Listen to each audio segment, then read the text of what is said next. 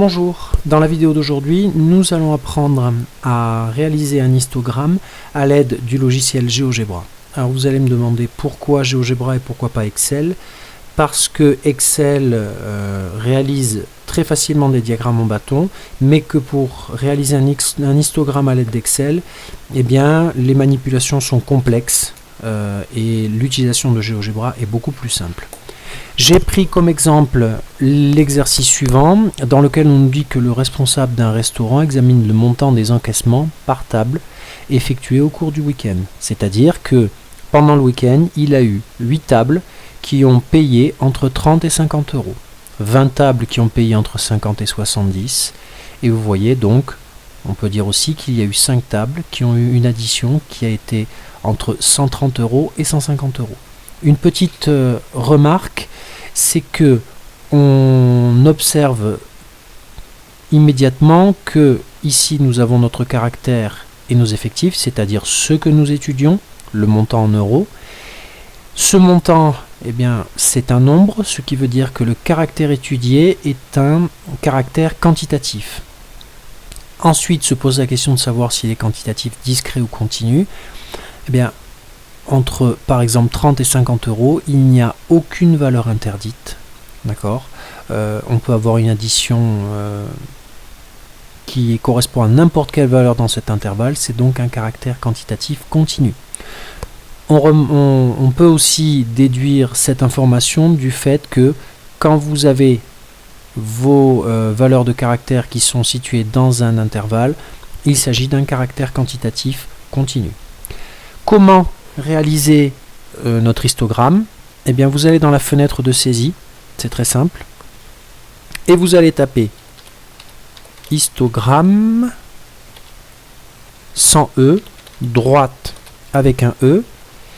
Vous allez ouvrir un crochet, et dans ce crochet, vous allez ouvrir une première série d'accolades.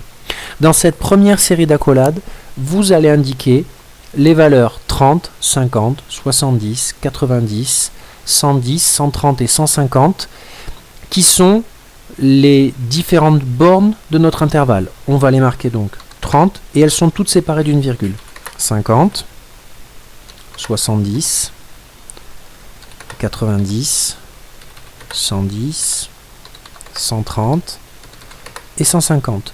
Vous sortez de votre série d'accolades, vous mettez une nouvelle virgule et vous ouvrez une nouvelle série d'accolades. Dans cette nouvelle série d'accolades, nous allons indiquer les valeurs des effectifs. Donc 8, et ces valeurs sont à chaque fois séparées par une virgule. 20, 10, 8, 5 et 5.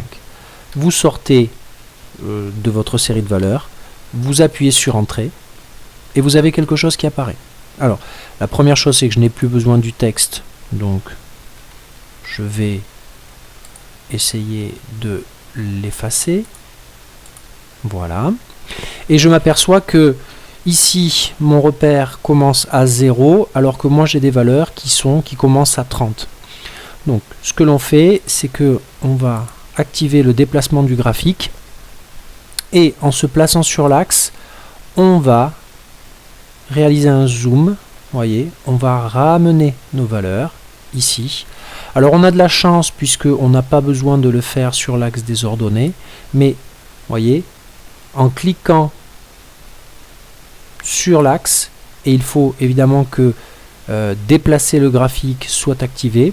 Dès que votre flèche se transforme comme ceci, dès que le curseur apparaît, la main, en cliquant dessus, la main apparaît, vous pouvez réaliser un zoom, et nous avons donc ici notre histogramme qui est tout à fait correct puisque nos valeurs commencent dans l'intervalle entre 30 et 50, 50 et 70, 70 et 90, que ça va jusqu'à 150 et que les valeurs placées correspondent bien aux valeurs indiquées dans le tableau.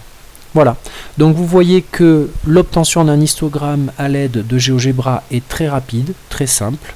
La seule précaution à avoir, c'est qu'une fois que vous avez rentré vos valeurs dans votre fenêtre de saisie, c'est d'adapter en zoomant, d'adapter vos échelles pour retrouver votre histogramme. Voilà, J'espère que cette vidéo a été suffisamment claire. Je vous souhaite bon courage et si vous avez des questions, n'hésitez pas à me contacter. Au revoir.